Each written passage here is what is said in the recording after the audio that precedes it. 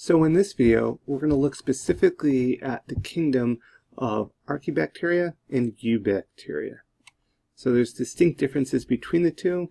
A lot of times these get confused or kind of merged together, and they're different. So first, the kingdom of Archaebacteria. They inhabit some of the most extreme environments on Earth. Some are autotrophic, meaning they're producing food by chemosynthesis. Some Archaebacteria genes possess introns. So these are make them kind of unique individuals. The extreme environments, this is the hot springs here. This is kind of what they look like if you look under the microscope. The kingdom of Archaebacteria, they share certain key characteristics. Cell walls lacking peptidoglycan. So you'll remember back when we did gram staining of bacteria, we looked at the peptidoglycan presence or absence of and where that might be located. They lack those entirely. Usually lipids and unique rRNA sequences. Remember, rRNA is referring to ribosomal RNA. And unique rRNA sequences indicate that they can be classified by this as different and unique. And this is how we can start to divide things into different kingdoms. We look for certain markers. In this case, unusual lipid constructions, which is our fats, and unique ribosomal RNA sequences can help us determine that. And this kind of gives an example of some of the membrane structures that these Archaebacteria may have. And all the numbers are labeled here. I'm not going to get into that much detail.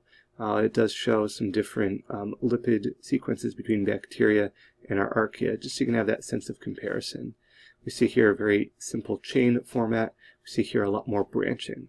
So when it says unique lipids, this is what it's referring to. Again, these Archaebacteria are groups into three general categories.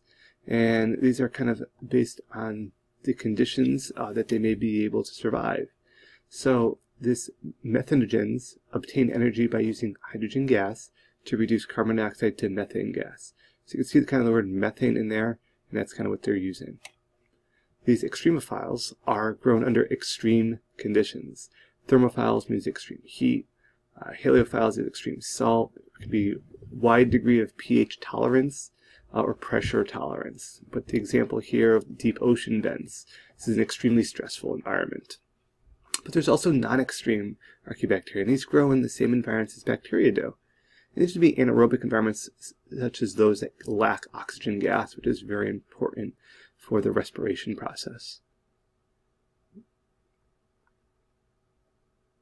Looking at a comparison chart between the two, our Archaebacteria and our Eubacteria. Archaebacteria tend to be very simple, and living in these extreme conditions, and introns are present. And there's those three main types I talked about. Moving over now to Eubacteria, they can be a little more complex, a little more common than our Archaebacteria. Introns are absent, they're spliced out. There's two main types, our gram-positives and our gram-negatives.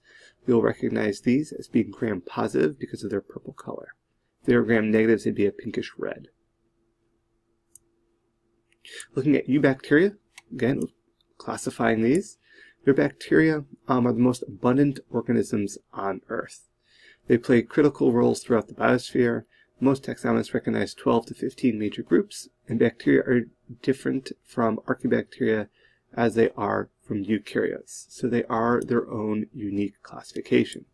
Remember the Eubacteria being just the bacteria, their simple structure, prokaryotic in nature, their different shapes that we can use to help identify them. And you'll see not all taxonomists agree, 12 to 15 major groups. That's why there's some variance there. So the kingdom of Eubacteria, they reproduce by binary fission, and we kind of see that going on here in this image. This includes disease-causing bacteria such as tooth decay or food poisoning, and Archaebacteria and Eubacteria contain all of the prokaryotes, and both reproduce by this binary fission, this division that's occurring. But they do have some ways to recombine genes allowing for evolution to occur. Remember back to our plasmids, that those DNA sequences can be transferred. Also notice the petri dishes here of Staphylococcus. That's an example of the Eubacteria. Gram-negative bacteria have this flagellum. This flagellum, or plural flagella, is a long, slender projection from the body cell that rotates like a propeller and this allows the bacteria to swim. So you think of it kind of going along and swimming right along. E. coli and Salmonella are two examples of this. So hopefully this clarifies some of the difference between our Eubacteria and our Archaebacteria, and are able to tell the difference between those two and identify certain characteristics with each.